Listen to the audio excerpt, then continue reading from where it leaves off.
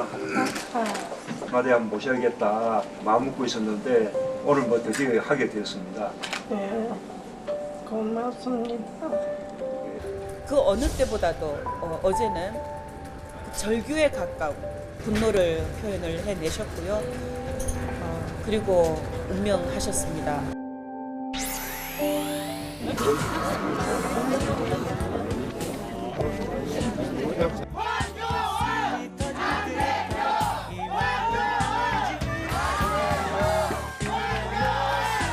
강원 동지 여러분, 그리고 국민 여러분, 첫사랑을 기억하십니까? 자유한국당과 함께 새롭게 시작하는 제 마음은 첫사랑과 같은 열정으로 가득합니다.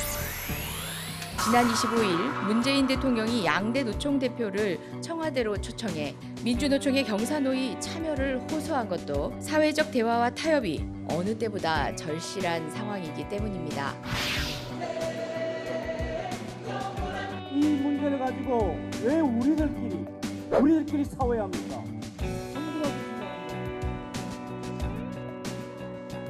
역시나 그렇습니다만 역시나였습니다. 이 정권과 민주노총의 관계를 보면서 상이 아닌가 하고 생각을 합니다.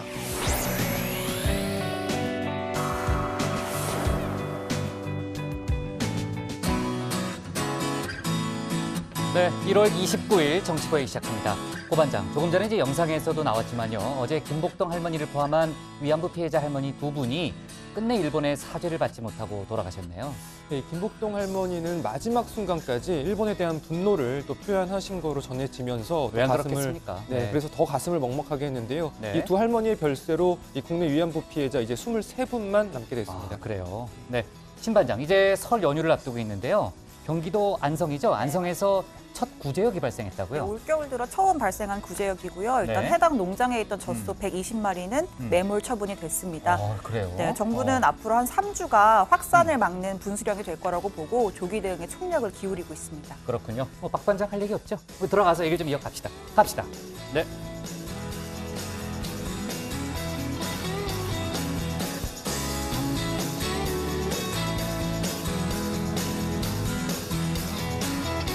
네, 한장들 자리에 앉았으면 정치보회를 시작하죠.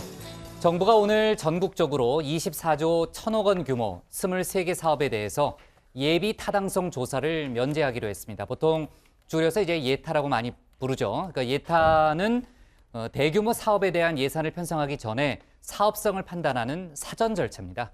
그러니까 새는 돈을 막기 위한 제도라고 볼 수 있는데 예타를 생략한다는 건 사업 진행 속도가 당연히 빨라진다는 얘기죠. 생략했으니까 그런 측면도 있지만은 동시에 또 무분별하게 사업을 벌릴 여지도 생긴다고 볼 수 있습니다. 그러니까 양면성이 있다는 얘기죠. 그러니까 정부의 설명은 경기 부양과 일자리 창출, 또 지역 경제 활성화를 위해서 지금 필요하다. 이제 그런 입장이고요. 또 한편으로는 세금 낭비가 우려된다. 이런 목소리도 여전히 존재합니다. 또 면제 대상에서 제외된 지자체의 반발 역시 예상되고 있기 때문에 당분간은 진통이 불가피해 보이고요. 자세한 얘기는 신 반장 발제 때 이어서 해보겠습니다. 자, 민주노총이 사회적 대화기구인 경사노위에 참여하는 문제. 어제 저희도 이제 회의 때 다뤘지만 결론이 나지 못했습니다. 어제 저희 회의 때까지는 대의원 대회가 진행 중이었잖아요. 근데 어제 자정 무렵까지 토론이 진행이 됐는데 결국 결정이 미뤄졌습니다. 청와대가 오늘 관련한 입장을 내놨는데 경사노위는 이미 출범했다. 부족하면 부족한 대로 예정된 일정에 맞춰 나가겠다라는 입장을 내놨습니다. 자, 설 연휴 관련한 얘기만 간단히 해보면요. 이번 설 귀성길, 그러니까 설 전날인 2월 4일 오전, 또 귀경길은 설 당일 5일 오후에 고속도로 혼잡이 가장 심할 전망입니다. 지금 오늘 한국교통연구원이 내놓은 예측인데요. 하여간 이제 올해 설 연휴에도 설 당일 그리고 앞뒤로 하루 이렇게 사흘 동안에는 고속도로 통행료가 면제됩니다. 반장들 중에서도 가는 사람 있겠죠. 네, 저희야 뉴스룸을 챙겨야 되지만, 자, 오늘 정치부 회의는요. 먼저 신 반장 발제를 들어보면서 확산이 우려되는 구제역 상황과 예비 타당성 조사 면제 발표 내용부터 짚어보고요. 김복동 할머니 별세 소식, 또 외교안보 뉴스를 이어서 정리하겠습니다. 황교안 전 총리의 당대표 출마 선언, 오늘 정치권 상황도 함께 알아보겠습니다. 그럼 먼저 신혜원 반장의 발제부터 시작하겠습니다.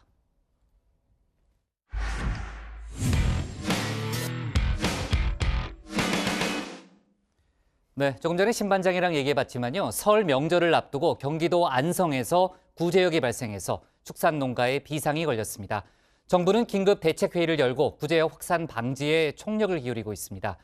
또 오늘 국무회의에서는 제가 조금 전에 얘기했던 대로 총 사업비 24조 원, 23개 사업에 대해서 예비 타당성 조사 면제가 의결됐습니다. 국가 균형 발전을 위해서라는 목적이죠. 일각에서는 세금 낭비 논란도 일고 있는 게 현실입니다. 오늘 신반장 발제에서는 관련 소식들을 자세하게 짚어보겠습니다. 네, 비상입니다. 경기도 안성시의 한 젖소 농가에서 어제 올겨울 첫 구제역 확진 판정이 나왔습니다. 농림축산식품부가 긴급 회의를 열고 해당 농장의 소 120마리를 매몰 처분했고요. 안성시와 경계가 닿아 있는 충청 남북도와 대전, 세종 일대를 대상으로 어제 저녁 8시 반부터 오늘 저녁 8시 반까지 24시간 이동 중지 명령을 내렸습니다. 정부는 설 명절 대이동을 며칠 앞둔 만큼 앞으로 3주간의 대응이 구제역 확산의 분수령이 될 것으로 보고 있습니다.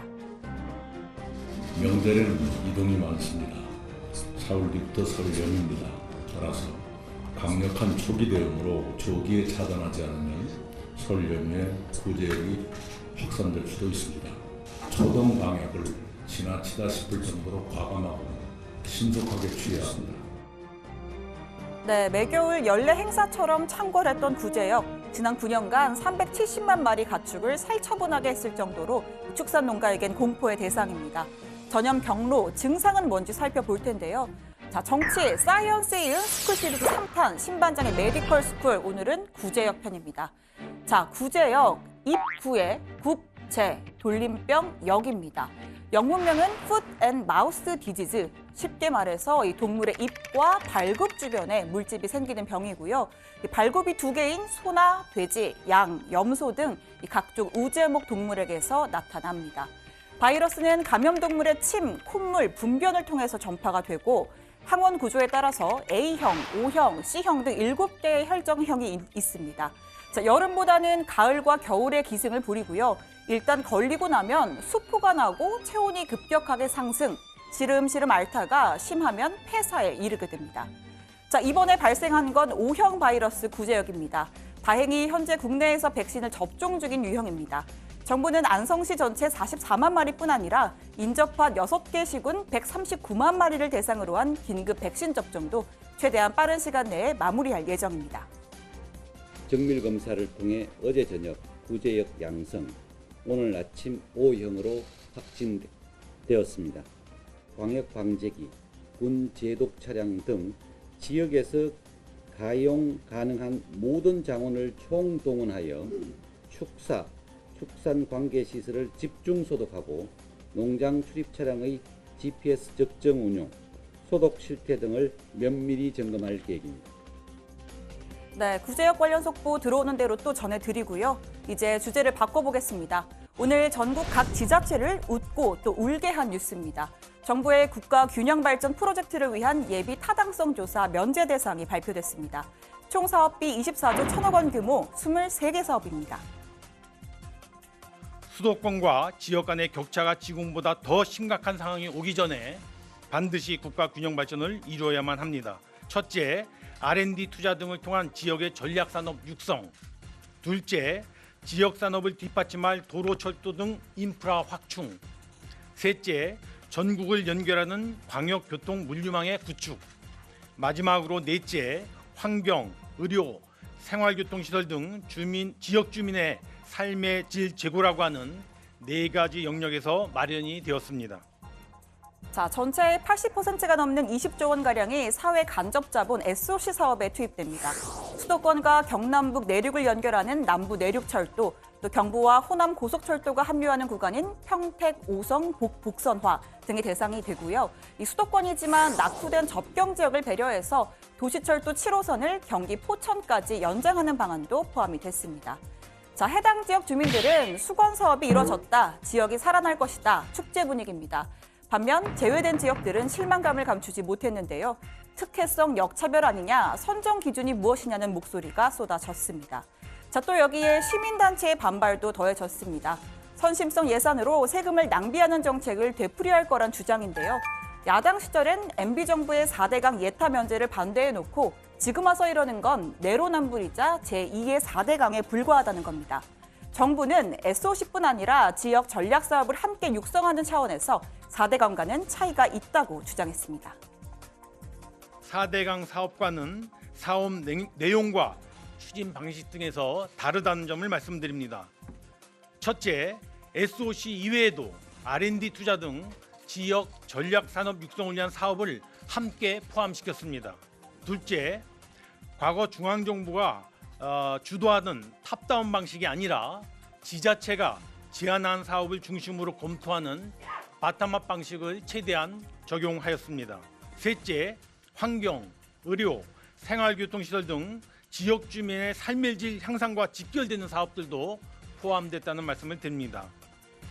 네, 홍남기 부총리 설 민심 전환용 정책 아니냐는 질문에 정치적 의도는 전혀 없다고 일축했습니다. 경기 부양이 아닌 균형 발전을 위한 결정이었다는 설명입니다. 또 일부 부동산 시장이 들썩일 수 있다는 우려에 대해선 영향이 적을 것으로 예상한다면서도 주시하면서 대응해 나가겠다고 덧붙였습니다. 오늘 청와대 발제 이렇게 정리하겠습니다. 정부 예타 면제 23개 24조 사업 선정, 균형 발전 제2의 4대강입니다. 네, 예비 타당성 조사 아까도 얘기했지만 보통 이제 예타라고 많이 불러요. 그러니까 그냥 들으면 좀 헷갈려요. 예타가 뭔지. 예비 타당성 조사인데 대규모 국가 재정 투입이 예상되는 신규 사업에 대해서 경제 성과와 관련된 뭐 정책성이라든지 또 재원 조달 방법, 사업성 이런 것들을 이제 종합적으로 사전에 이제 점검하는 이제 그런 절차라고 볼 수 있습니다. 그러니까 세금을 낭비하는 걸 막겠다. 이제 그런 취지로 이제 시작이 되는 거고요. 근데 이제 오늘 정부가 이 예타 조사를 면제하는 사업들을 발표한 거잖아요, 고 반장. 네, 그렇습니다. 정부가 오늘 국무회의를 거쳐서 24조 1,000억 원 규모의 23개 지역 사업에 대해서 예비 타당성 조사를 면제하기로 확정했다라고 밝혔습니다. 17개의 시도로부터 68조 7천억 원에 달하는 32개 사업을 신청받아서 검토한 결과인데요.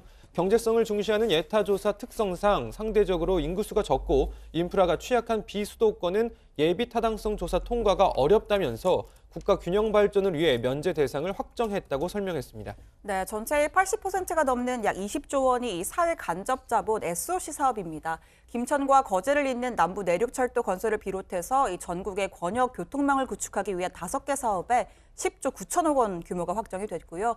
새만금 국제공항 건설 등 5조 7천억 원 규모의 지역 인프라 확충 사업도 7개가 포함이 됐습니다. 이 균형 발전 취지상 수도권 사업은 원칙적으로 제외했는데 낙후된 접경 지역 사정을 좀 고려해서 이 서울 도시철도 7호선을 경기도 포천까지 연장하는 사업도 포함이 됐고요.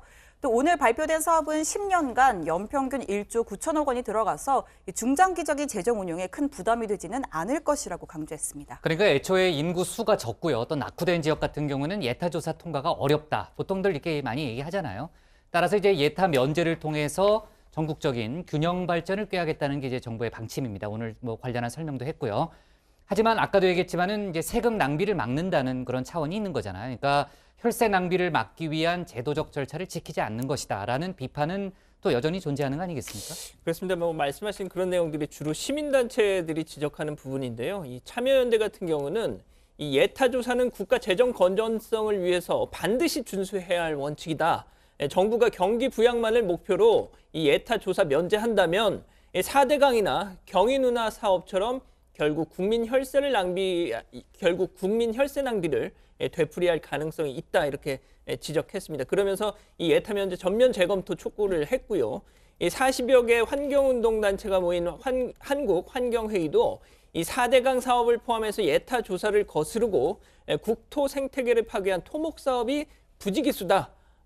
예타는 환경 파괴와 예산 낭비를 막기 위한 최소한의 검증 장치다 이렇게 주장을 했습니다. 네, 양 반장이 조금 전에 얘기하다 이제 4대강 얘기를 했는데 현 정부와 민주당이 야당 시절에 그러니까 예타 면제 사업, 뭐 이른바 4대강 사업에 대해서 강력한 반대 목소리를 내오지 않았습니까? 그렇기 때문에 그 오늘 관련한 이제 면제 그 대상이 발표된 다음에 일각에서는 그때는 반대고 지금은 찬성이냐 이렇게 그 비판하는 그런 또 목소리가 나오기도 했는데 정부에서는 사업의 성격이 완전히 다른 거다 그런 설명인 거죠?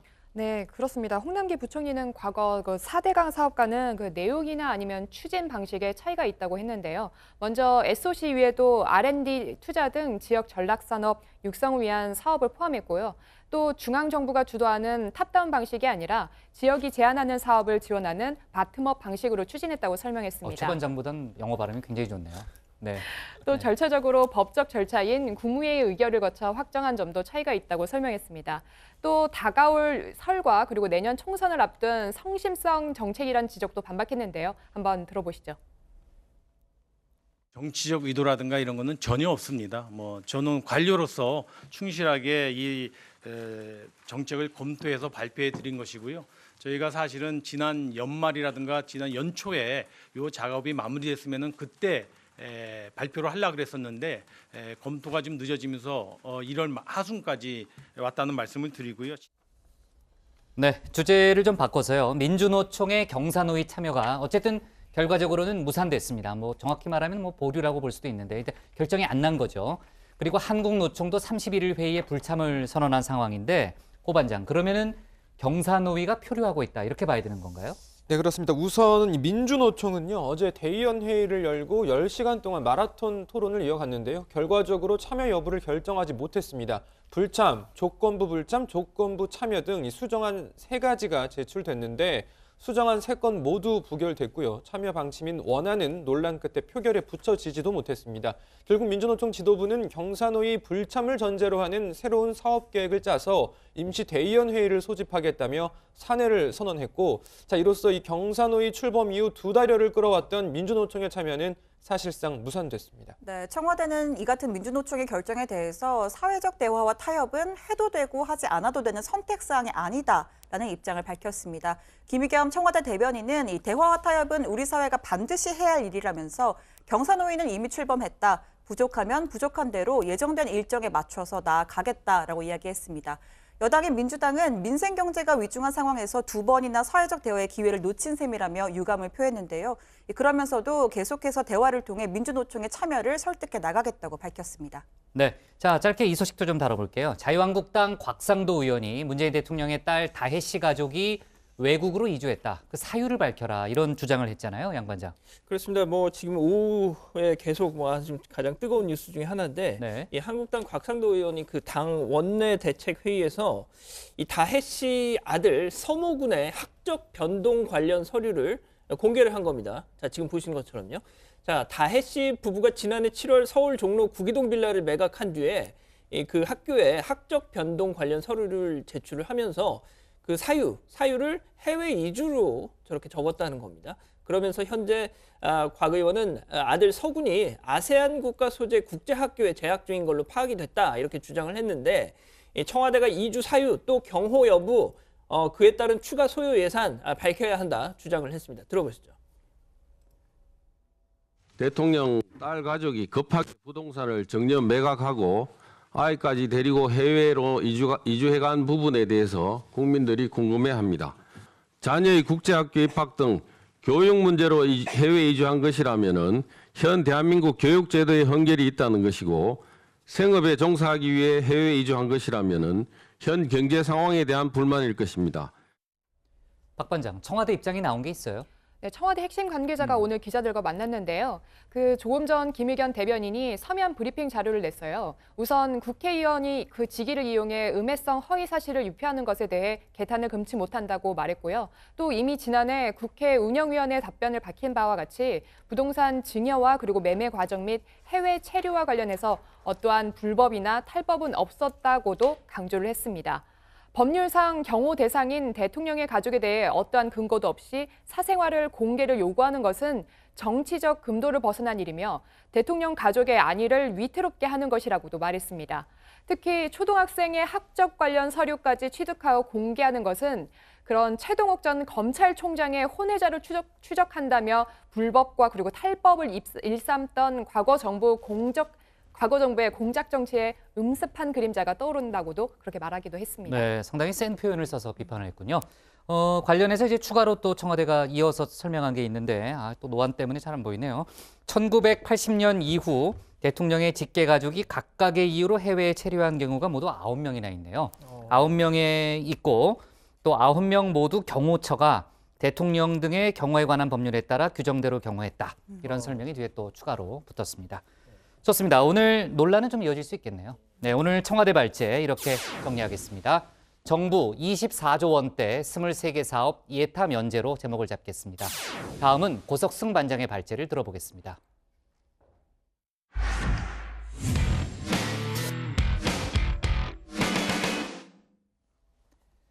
어제 일본군 위안부 피해 할머니 두 분이 연이어 세상을 떠났습니다. 어제 오전 이모 할머니가 돌아가신 데 이어서 밤늦게 김복동 할머니도 세상을 떠났죠.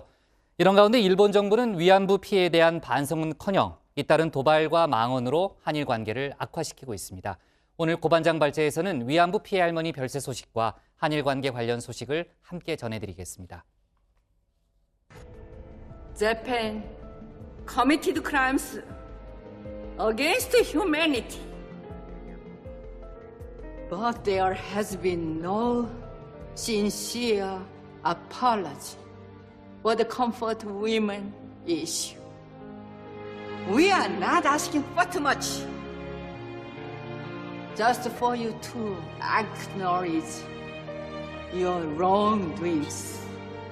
We are giving you the chance to ask for our forgiveness while we are still alive. I'm sorry. Is that so hard? 네, 위안부 피해 할머니의 이야기를 그린 영화 I Can Speak였습니다. 김복동 할머니가 어제 세상을 떠났습니다.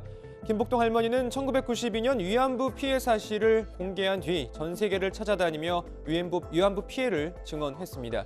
주한 일본 대사관 앞에서 열리는 수요 집회에도 거의 매주 참석했습니다. 박근혜 정부 당시 한일 위안부 합의 소식을 전하기 위해 찾아온 정부 관계자들을 이렇게 꾸짖기도 했습니다.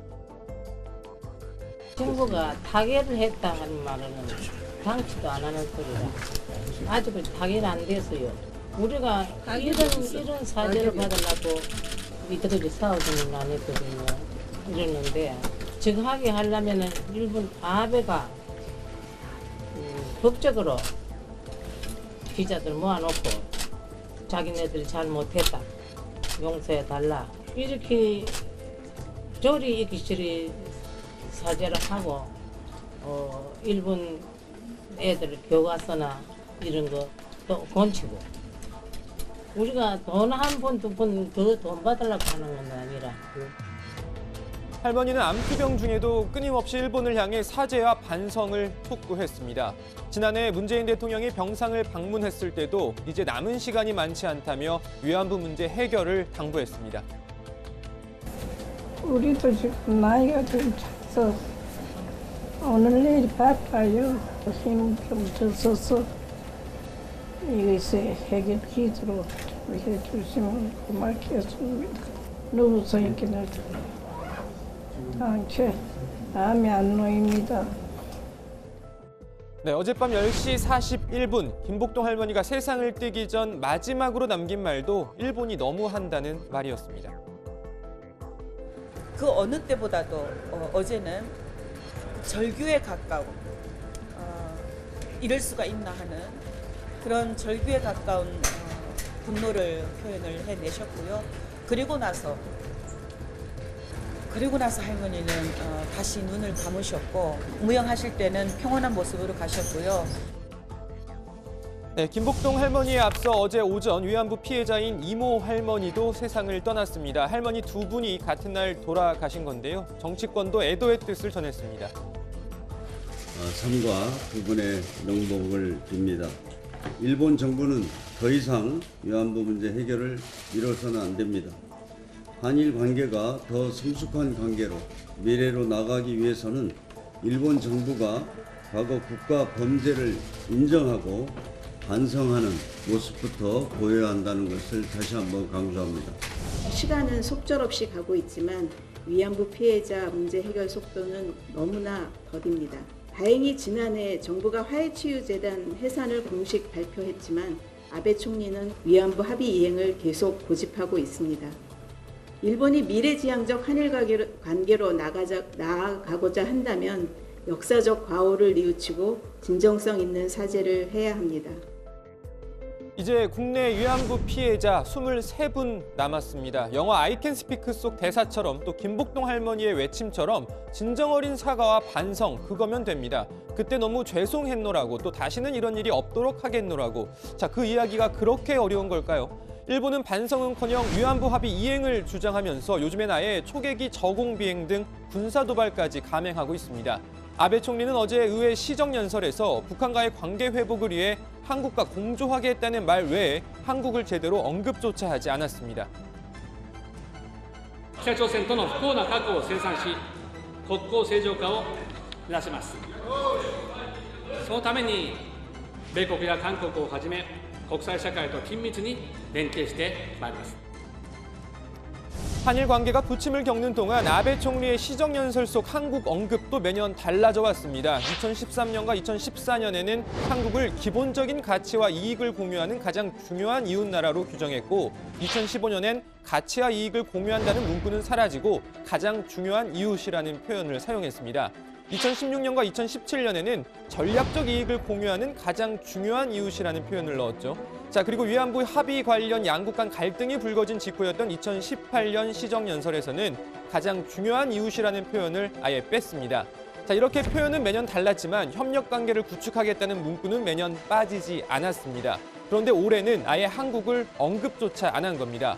일본 아사히 신문은 아베 총리가 한국 언급을 하지 않은 이유에 대해서 아베 총리 주변 인사들의 말을 빌려 한국이 미래지향적이지 않은 상황에서 올해 연설문에 한국을 써넣을 이유가 없었다고 말했습니다. 자, 일본이 항상 강조하는 게 미래지향적 관계 이런 건데 미래도 과거를 바탕으로 존재할 수 있다는 거 기본 중에 기본 상식입니다. 자, 아무튼 또 일본 마이니치 신문은요, 한국과의 대립 격화를 피하려면 연설에 언급하지 않는 것이 낫다라는 게 아베 총리 주변 인사들의 인식이라고 보도했습니다. 이유가 어찌됐든 한일 관계 당분간 경색 국면이 이어질 것으로 보입니다. 아베 정권이 한국 때리기로 지지율 상승 효과를 본 데다 북핵 도발 협력 필요성도 줄어들면서 관계 개선에 적극적이지 않을 가능성이 큽니다. 우리나라도 올해 임시정부 수립과 3.1운동 100주년을 맞는 해인 만큼 관련 행사가 1년 내내 이어질 예정입니다. 당연히 일본의 사과와 반성을 촉구하는 목소리도 그 어느 때보다 클 것으로 보입니다. 관련 소식 들어가서 더 전해드리겠습니다. 오늘 발제 이렇게 정리합니다. 끝내 못 받은 진심 어린 사과, 생존자는 이제 23명뿐. 네, 정말 안타까운 얘기고요. 김복동 할머니 이야기를 좀 더 해볼게요. 김복동 할머니 장례가 시민장례위원 등도 참여하는 이른바 시민장으로 치러진다면서요? 그렇습니다. 지금 할머니 빈소가 연세대 세브란스 병원에 마련돼 있다고 하는데요. 이 정의기억연대 윤미향 대표, 지은희 전 여성부 장관, 정강자 참여연대 대표 등을 이 상임위원장으로 하는 여성인권운동가 김복동 시민장위원회를 구성했다고 합니다. 자, 정의연은 홈페이지를 통해서 시민장례위원도 모집하고 있다고 합니다. 발의는 다음 달 1일이고요. 장례위원들이 1일 오전 8시 반 서울광장에서 시민들과 함께 일본 대사관으로 추모 행진을 하고 이후 오전 10시 반부터 서울 종로구 옛 일본 대사관 앞에서 연결식이 치러질 예정입니다. 장지는 충남 천안에 마련된다고 합니다. 네, 수많은 인사가 오늘 김복동 할머니 빈소를 찾았습니다. 정치권에서도 정동영 민주평화당 대표와 그리고 나경원 자유한국당 원내대표, 그리고 홍영표 민주당 원내대표 등 여야 의원들의 발길이 계속 이어지고 있습니다. 또 앞서 보신 영화 I Can Speak에서 위안부 피해 할머니 역할을 했던 배우 남은희 씨도 조문을 했습니다. 정부에서도 진선미 여성가족부 장관이 빈소를 찾았고요. 강경화 외교부 장관도 내일 중으로 빈소를 찾을 계획인 것으로 전해졌습니다. 진선미 장관의 이야기 잠깐 들어보시죠. 주무부서의 장으로서 할머니께 너무 죄송하다는 생각을 다시 한번 했습니다. 또 할머니가 계속 그렇게 관심을 가지셨던 그런 문제들에 대해서 저희가 이어받아서 정말 열심히 노력하겠다. 그러니 마음 편히 가셨으면 좋겠다. 이런 말씀 드립니다. 네, 신반장. 지금 이제 진선미 장관 얘기를 들어봤는데요. 문재인 대통령도 오늘 빈소를 찾아서 조문한 걸로 제가 들었는데 SNS에 추모 메시지도 올리고 그러지 않았습니까? 맞습니다. 이 문재인 대통령이 오늘 오후에 상당히 침통한 표정으로 직접 빈소를 찾았습니다. 이 조문을 마친 뒤에 윤미향 정의연 대표 등 관계자에게 위로를 건네기도 했고요. 이에 앞서서 이 페이스북에 올린 추모 메시지를 통해서 김복동 할머니께 이제 께서 이제 영면하셨다. 흰 저고리 입고 뭉게뭉게 구름 가득한 14살 고향 언덕으로 돌아가셨다라고 했습니다. 또 문 대통령은 역사 바로 세우기를 잊지 않겠다. 살아계신 위안부 피해자 23분을 위해 도리를 다하겠다라고도 밝혔습니다. 또 문재인 대통령은 할머니의 생전 활동을 언급하면서 이 할머니의 유엔 인권위 위안부 피해 공개 증언으로 감춰진 역사가 우리 곁으로 왔다. 할머니께서는 피해자로 머물지 않았고 일제 만행에 대한 사죄와 법적 배상을 요구하면서 역사 바로잡기에 앞장섰다고 고인을 추모했습니다.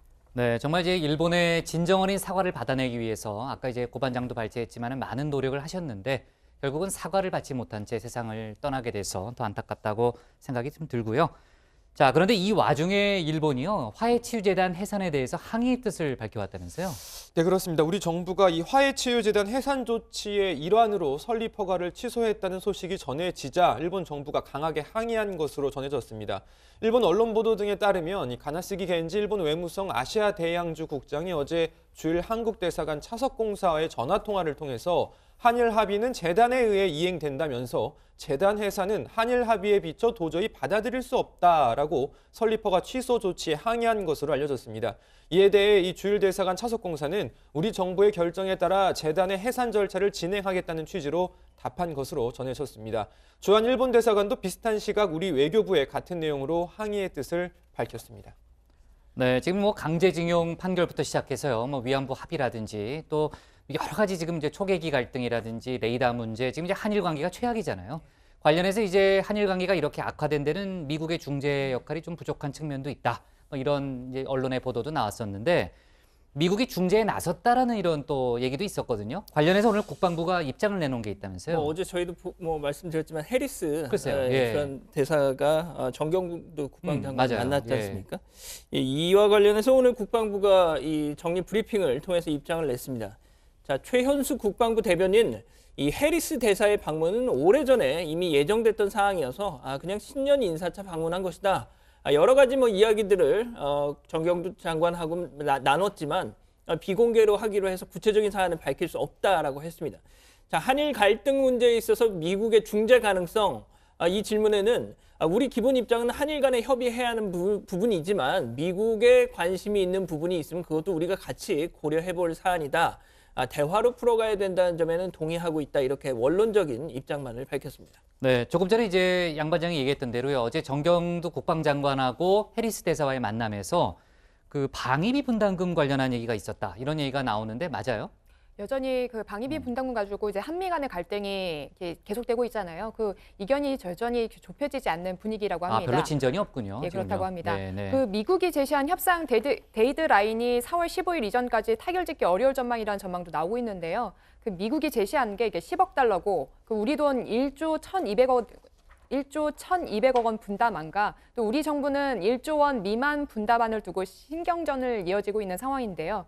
일각에서는 다음 달 말로 예상되는 2차 북미 정상회담 전까지 이 문제를 해결하지 못하면 북미 협상 테이블에서 주한미군 철수 또는 감축 문제가 미군의 협상 카드로 제시될 수 있다는 우려도 나오고 있습니다.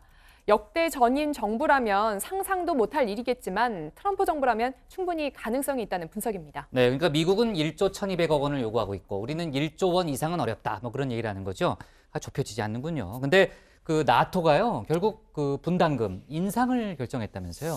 네, 그렇습니다. 트럼프 대통령은 그동안 우리 정부뿐만 아니라 이 미군이 주둔을 하거나 혹은 군사력을 일정 부분 지원하고 있는 대다수 동맹국들을 향해서 안보 무임승차론을 강조해 왔습니다. 실제로 트럼프 대통령은 나토 정상회의에 참석한 자리에서도 직접 유럽 동맹국들의 이 방위비 분담 증액을 요구한 바 있습니다. 그런데 이 나토가 회원국들의 방위비 분담 증액 방침을 밝힌 겁니다. 미국을 방문 중인 이 스텔 템베르크 나토 사무총장은요, 나토 동맹국들이 내년 말까지 방위비 부분에서 1,000억 달러를 추가하게 될 것이라고 말했습니다. 네, 벌써 이 소식 접한 트럼프 대통령 트위터에 글을 올렸습니다. 나토 사무총장이 내 덕분에 회원국으로부터 훨씬 더 많은 돈을 거둘 수 있게 됐다고 말했다라면서 이 나토 회원국의 방위비 분담 증액이 자신의 덕이다 이렇게 자랑을 했고요. 나토의 이 같은 결정이 한미 방위비 분담금 협상에서 우리 정부에게는 다소 부담으로 작용할 가능성이 크다는 분석이 벌써부터 나오고 있습니다. 부담으로 작용하겠는데요. 네. 네, 트럼프 대통령이 지금 뭐 나토 바로 트윗에 올렸다 그랬죠? 맞습니다. 네, 뭐 상당히 방위비 분담금 쉽게 양보하지 않을 거라는 생각이 좀 들고요. 고반장이 트럼프 대통령 잘 알잖아요. 백악관에서 명함도 주고 그러지 않았어요? 전화 한번 해보겠습니다. 네, 좋습니다. 자, 오늘 기사 제목 이렇게 정리할게요. 김복동 할머니 별세, 마지막 말은 분노로 제목을 잡겠습니다. 다음은 양원보 반장의 발제를 들어보겠습니다.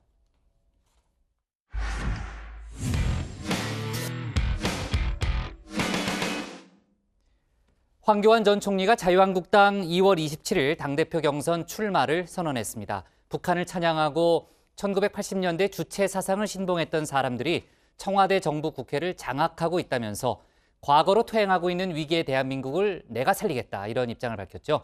황 전 총리에 대해서는 출마 자격 논란도 있었지만은 오늘 당 선관위가 문제가 없다는 최종 결론을 내렸습니다. 어제 양 반장의 예측대로네요. 오늘 양 반장 발제에서는 관련 소식과 다른 정치권 뉴스를 함께 정리해 보겠습니다. 예, 그렇습니다. 오늘 오전에 자유한국당 영등포 당사 황교안 전 총리 이렇게 당대표 출마 선언했습니다. 유력 당권 주자라 그런지 많은 보시는 것처럼 취재진과 많은 지지자들이 모였습니다. 자, 보면은 경제 대통령 황교안, 뭐 통일 대통령 황교안 그런 문구가 쓰여진 손 피켓 들고 있을 정도로 자, 지지자들은 이미 당 대표 너머를 쳐다보고 있더군요. 자, 황 전 총리 자신의 지지 기반인 정통 보수에 충실한 모습이었습니다. 그들이 듣고 싶어하는 말만 골라 이렇게 했죠. 김정은을 칭송하면서 북한을 찬양하는 세력들이 당당하게 광화문 광장을 점령하고 80년대 주체 사상에 빠졌던 사람들이 청와대와 정부, 국회를 장악하고 있습니다.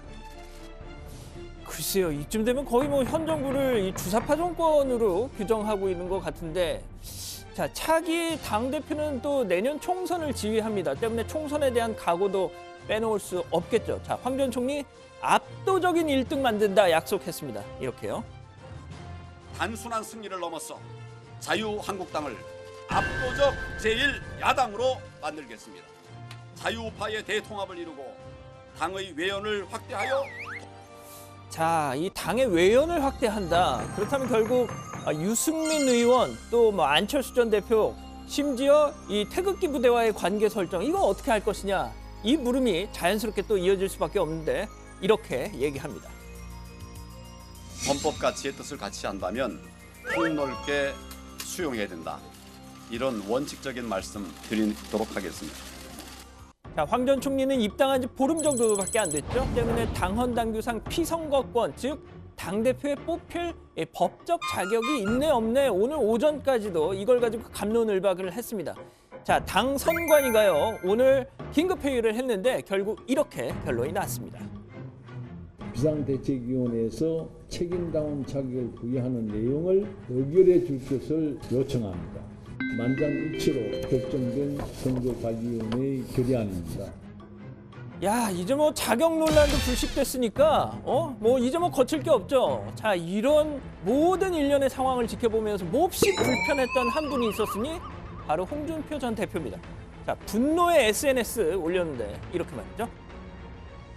이 당이 다시 도로 탄핵당, 도로 친박당, 도로 특권당, 도로 병역비리당으로 회귀하게 방치하는 것은 보수우파 세력에 죄를 짓는 일입니다. 그러니까 이 얘기를 쉽게 풀어서 말하면 이겁니다. 폐업 직전에 가게 넘겨받아서 겨우겨우 살려놨더니 옛날 주인이 다시 와가지고 이거 내 거거든 하는 격이다. 내가 도저히 그 꼴은 못 봐주겠다라는 거죠. 자, 내일 홍 전 대표 출마하는데 시쳇말로 팝콘 각일 것 같습니다.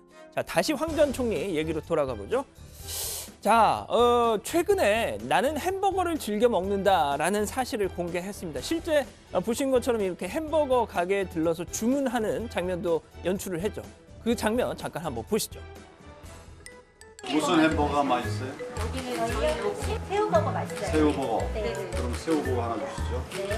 음료는 콜라와 커피는 어떤 걸 하세요? 콜라. 예. 아, 여기 직원 있어요? 아닙니다. 정상으로 하는 거예요. 새우 알러지 이런 거 없으시죠? 저는 네, 알레르기 없습니다.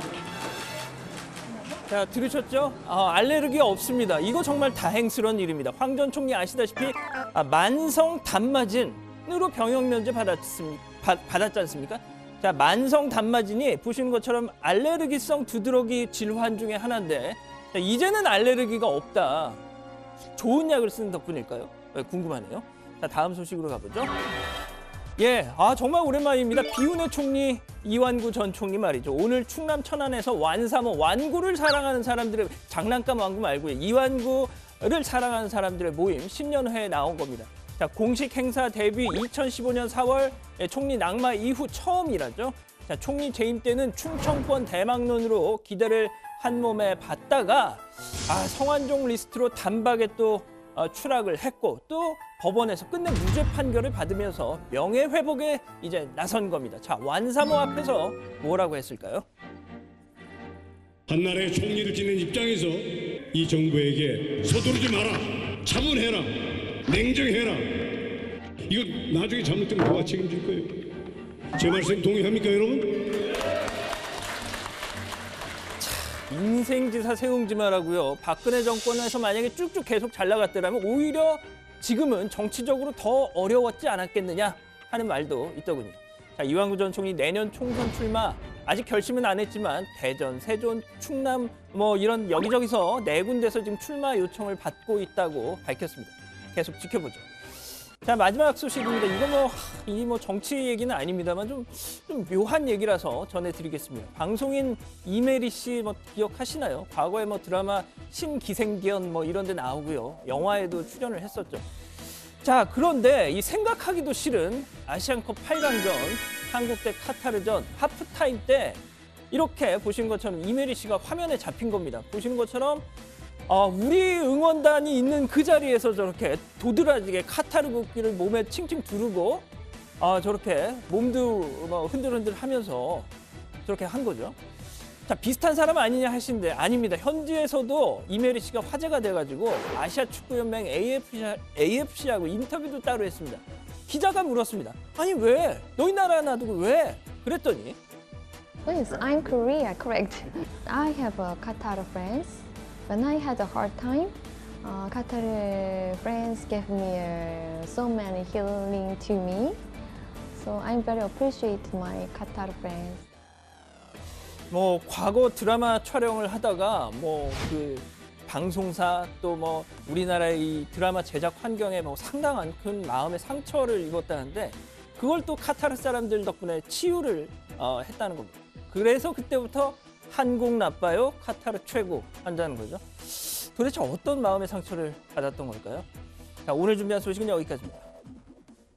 네, 지금 막 들어온 속보가 하나 있는데요. 어제 저희가 이제 회의 때 다뤘죠.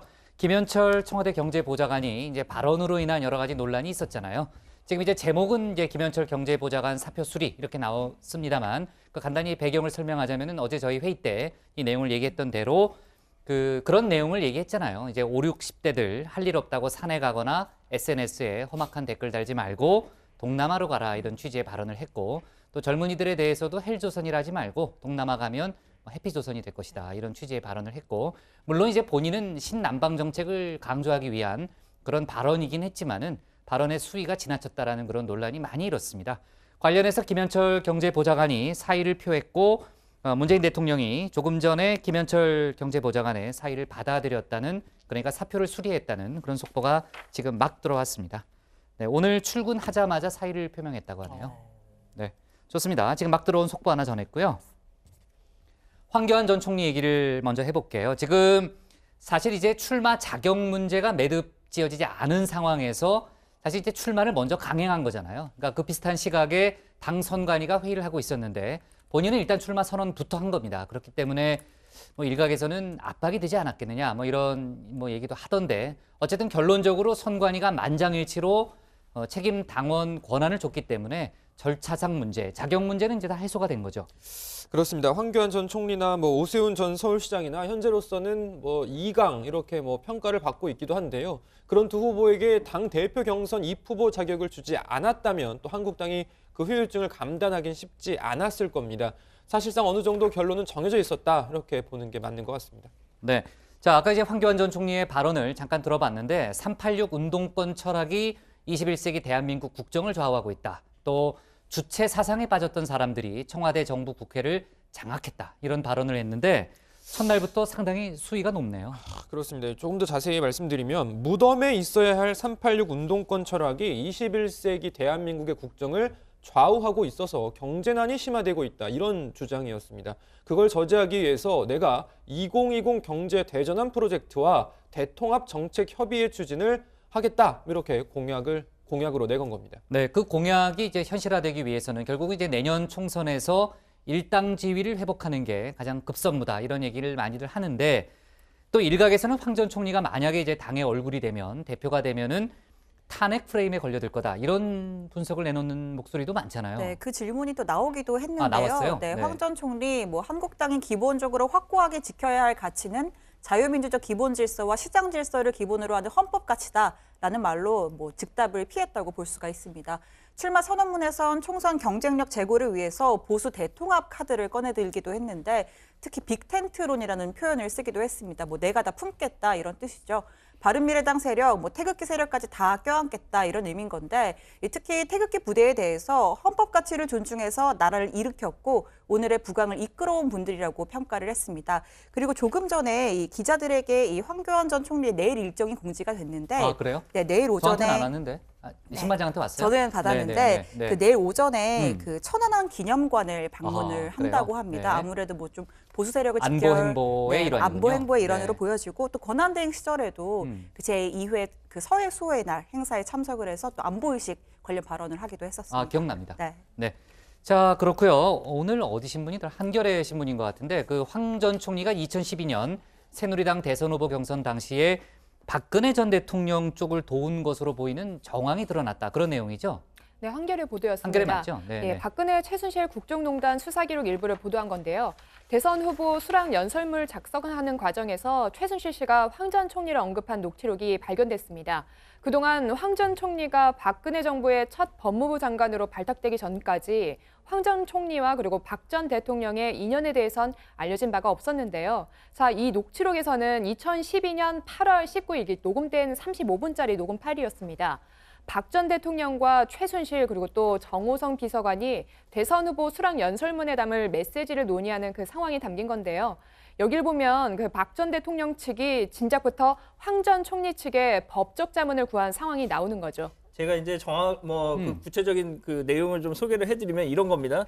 자, 권력형 비리 사건 재판은 모두 국민 배심원단에 의해서 판단을 받도록 한다라는 공약을 논의를 하는 상황이었죠. 자, 그런데 최순실 씨가 갑자기 근데 왜 황교안 씨는 그런 것 안 받아? 이렇게 반말투로 묻습니다. 누가요? 최순실 씨가? 예. 그랬더니 박 전 대통령이 그 말을 받아서 법이 없어요. 라고 하고 정호성 전 비서관이 그 법이 없습니다라고 또 호응을 합니다. 자, 한겨레에 따르면 저도 이 내용만 이 부분만 놓고 보면 이게 무슨 말인지 잘 모르겠는데 예. 일단 전반적인 맥락을 보면 박 전 대통령 쪽이 황 전 총리에게 이 관련 공약에 대한 자문을 구한 것이다. 이렇게 해석이 되는 대목이라는 법률 자문 거죠. 일종의. 그렇죠. 예, 그렇죠. 예. 자, 그러면 그때 황 전 총리는 뭘 하고 있었느냐? 법무법인 태평양의 고문으로 그러니까 이제 공직을 떠나서 있었던 상황이었던 거죠. 그때 이제 저도 이제 기억이 나는데 황 전 총리가 초대 법무장관이 됐을 때요. 그 도대체 무슨 인연이 있을까라는 그때 질문이 많이 나왔어요. 그때 언론 보도도 좀 나왔던 걸로 제가 기억하는데 혹시 고 반장 오늘 출마 선언 때 관련한 질문은 없었습니까? 있었습니다. 특히 최순실 씨가 황교안 씨라고 직접 언급한 녹취록이 나오면서 황 전 총리도 당시에 이미 최 씨의 존재를 알고 있었는지가 논란이 될 것으로 보이는데 자, 오늘 관련 질문에 대해서 황 전 총리 이렇게 답했습니다. 전혀 그런 사실 없습니다. 2012년도에 제가 최순실이라는 사람을 알지도 못했고 그런 캠프 얘기는 제가 전혀 관련된 것이 없어요.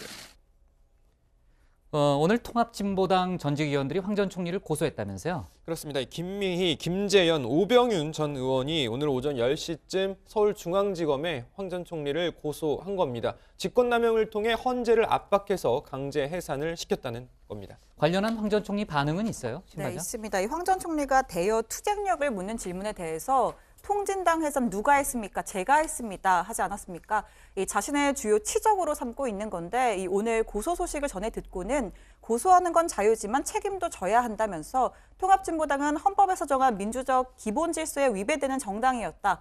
북한과 연결, 그 사람들의 지령을 받고 활동하면서 주체 사상을 확산시킬 일종의 범죄라고 비판을 하기도 했습니다. 네, 바른미래당 얘기를 좀 해볼게요. 손학규 대표와 유승민 의원 얘기를 참 오랜만에 하는데 지난 24일 저녁에 만났다. 거취 고민 등 어떻게 일정에 보면 좀 간극을 좁히기 위한 만남이었다. 이런 보도가 많이 나왔는데 박 반장 어떤 내용이에요, 정확하게? 네, 두 사람은 24일 만나서 한 3시간가량 대화를 나눴다고 하는데요.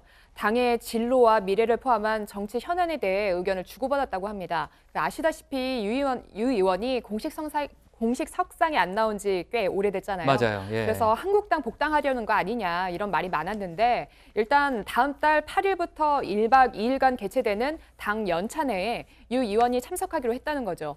그런데 오늘 유 의원 인터뷰가 문화일보에 나온 걸 봤더니요. 생각의 차이를 못 좁혔다. 못 좁혔다?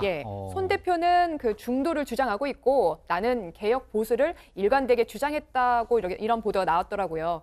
결론이 아직 나지는 않은 것 같습니다. 네, 일단 뭐 만남을 가졌다는 건 중요하지만 아직도 갈 길은 머네요. 지금 이제 인터뷰 내용을 보니까 참 안철수 전 대표의 근황이 공개됐다면서요?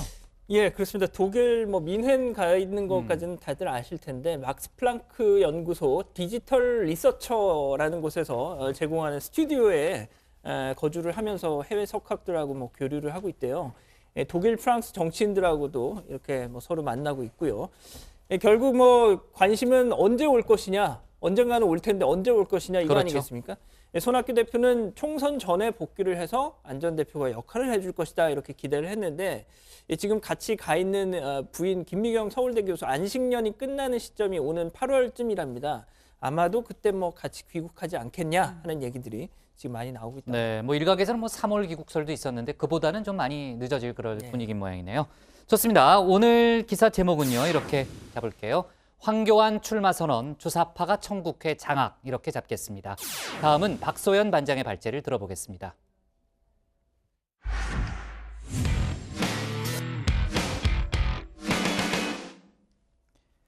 무소속 손혜원 의원에게 제기된 비판 가운데 큰 부분이 바로 이해충돌 금지의 원칙을 지키지 않았다는 거였죠.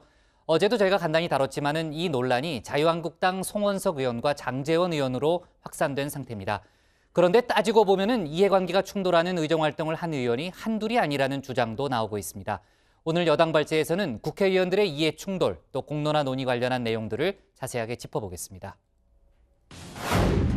무소속 손혜원 의원이 목포 부동산 의혹에서 시작된 이 국회의원 이해충돌 의원 논란이 자유한국당 송원석 의원과 장제원 의원으로 확산됐습니다. 어제도 말씀드렸지만요, 이 장 의원은 교육부의 친형이 총장으로 있는 대학에 재정 지원을 요구했고 송 의원은 김천역 활성화를 주장했는데 역 근처에 자신의 4층짜리 건물이 있었던 겁니다. 두 의원들 어떤 말을 했는지 다정의 여당팀에서 회의록과 영상을 샅샅이 뒤져봤습니다. 먼저 올해 예산을 심사하던 작년 말 국회 예결소위 회의록입니다. 자유한국당 장제원 의원이 교육부에 재정 지원을 강하게 요구합니다. 이렇게요. 역량 강화 대학이 몇 개예요? 30개입니다. 지원 대상으로 염두에 두고 있는 건 12개입니다. 18개는 죽어요? 아닙니다. 다 살려야죠. 그런데 돈도 안 주고 어떻게 살려요? 말로 하지 말고 돈으로 얘기해요. 어떻게 할 거예요? 18개. 그런데 장 의원이 지원해달라던 이 역량 강화 대학 30곳에는 장 의원의 친형인 장 의원의 친형이 총장으로 있는 동서대가 들어 있었습니다.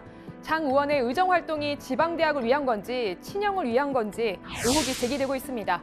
이에 대해 장제원 의원은 전체 지방대학을 위해 한 일이라면서 개인적으로 부탁한 적은 한 번도 없다고 의혹을 반박했습니다.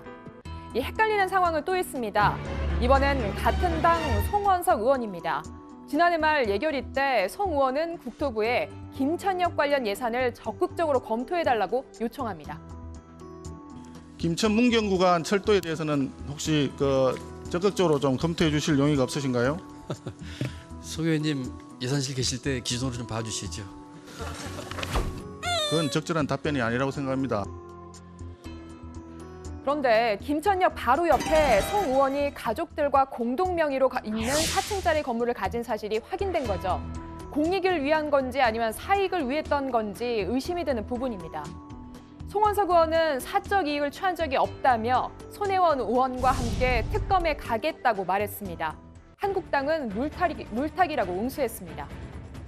물타기의 대상이 된 물이 되신 것 같은데 송원석 의원님 발언을 듣겠습니다. 근데 뭐 깨끗한 물 송원석 의원과 오염된 기름하고는 절대 안 섞일 거라고 생각을 하고 본질을 국민들께서 아실 거라고 생각합니다.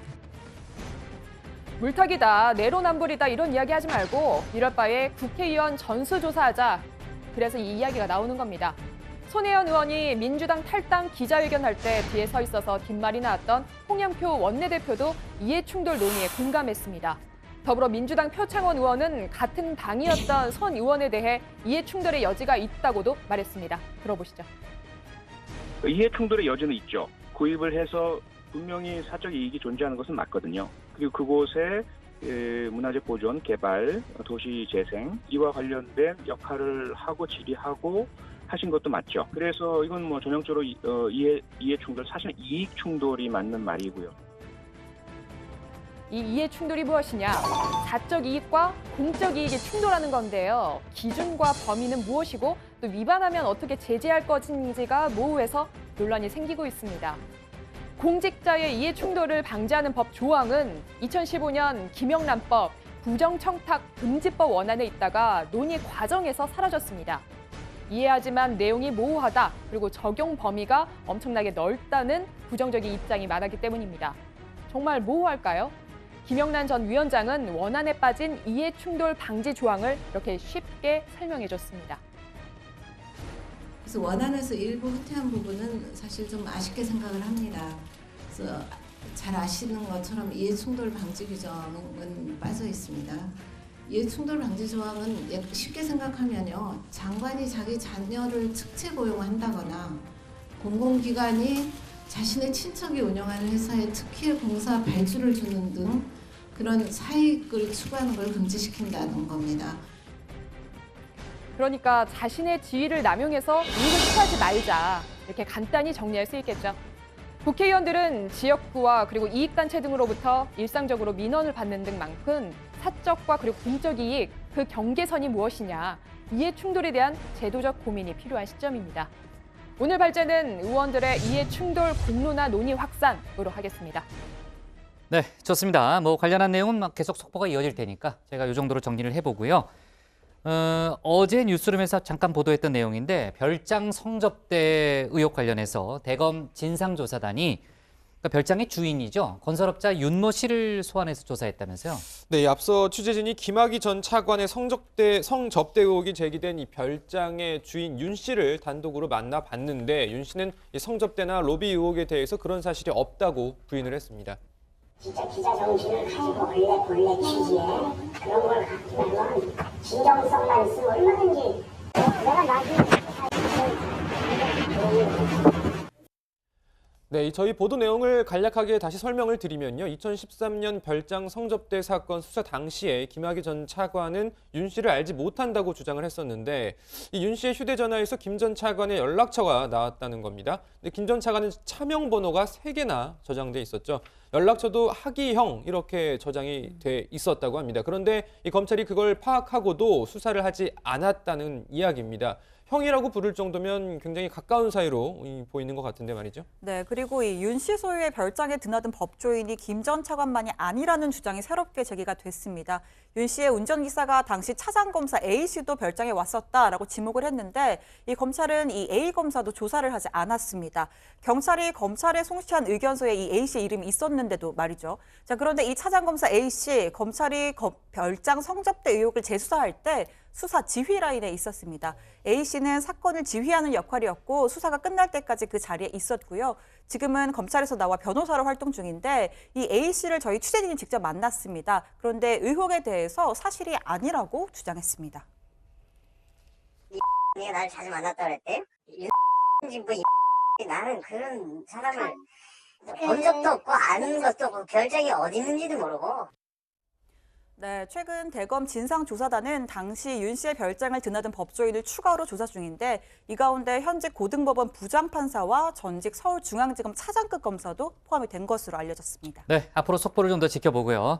자, 그리고 이제 서지영 검사의 폭로를 계기로 해서 이제 미투 운동이 상당히 이제 많이 온 사회에 이제 확산이 됐는데 오늘 국회에서 그 1년이 됐어요. 미투 1년을 되돌아보는 자리가 마련됐다면서요. 네, 민주당이 마련한 자료인데요. 그 여성폭력 근절 특별위원회가 마련한 자리인데 그 서지현 검사 미투 1년과 지금까지의 변화 그리고 나아가야 할 방향에 대해 논의했습니다. 미투 운동을 촉발한 서지현 검사는 그 공포와 수치로 피해자의 입을 틀어막아온 공동체가 바뀌어야 한다고 강조했습니다. 직접 한번 들어보시죠. 성폭력 피해자들은 성폭력 피해로 인해서 말할 수 없는 고통을 받았던 것일까요? 아니면 성범죄를 방치하고 가해자들을 두둔하고 오히려 피해자들을 비난해온 이 공동체로 인하여 입을 열지도 못한 채 고통을 받으며 죽어갔던 것일까요? 누군가 정의를 말하기 위해 진실을 말하기 위해 모든 것을 불살라야 하는 이 비정상적인 시대는 이제는 끝나야 합니다. 그러면서 이제까지 성범죄는 개인의 범죄가 아니라 집단적인 범죄였고 약자와 여성을 대상으로 한 일종의 홀로코스트였다라고 생각한다면서 성범죄에 대한 공동체의 책임을 재차 지적했습니다. 그리고 피해자에게 피해자다움을 묻지 말고 가해자에게 가해자다움을 물어야 한다고도 말했습니다. 네, 이렇게 이제 미투 1년은 지났지만 여전히 제도 면에서는 보완할 점이 많다. 이런 지적도 많이 있습니다. 관련해서 좀 신경을 썼으면 좋겠고요. 자, 오늘 기사 제목 이렇게 잡겠습니다. 미투 1년 서지현 피해자 보호 강화대야로 제목을 잡겠습니다.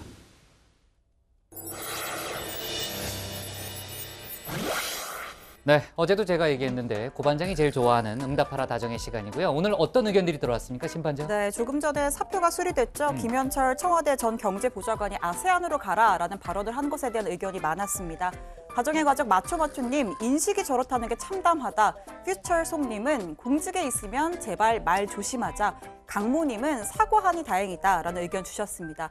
또 국회의원 의회충돌 방지에 관련된 의견도 많았는데 이정진님은 권위와 권력을 남용하는 국회의원은 직을 박탈해야 한다. 나무 그늘님은 이참에 국회의원 전부 다 조사하자라는 댓글을 주셨습니다. 그리고 어제 이 응답하라 코너에서 양 반장이 평안감사도 자기가 하기 싫으면 그만이다라는 의견을 소개하면서 이 평안감사를 평양감사라고 양반장이라서 그런가 봅니다. 잘못 말을 했는데 네. 이 다정의 가족 이해림님과 이호탁님께서 지적을 해주셨고요. 네. 좀 TMI로 설명을 드리면 이 조선시대 감사는 오늘날의 도지사에 해당을 합니다. 조선시대 때 평양은 도가 아니었고요. 평양을 포함한 그 주변을 통틀어 부르던 말이 평안도입니다. 그래서 이 평안 감사가 맞습니다. 양반장 부끄럽겠네요. 아니, 제가 네. 어제 동물의 왕국을 봤더니 네. 원숭이가 나무에서 떨어지더라고요. 아, 그래. 좋습니다. 네. 끝으로 이 555직 세바스찬님께서는 관종혁 오빠가 보고 싶어요. 신효원님은 최반장 휴가 환영이라는 의견을 주셨습니다. 네, 오늘 응답하라 다정의 여기까지입니다.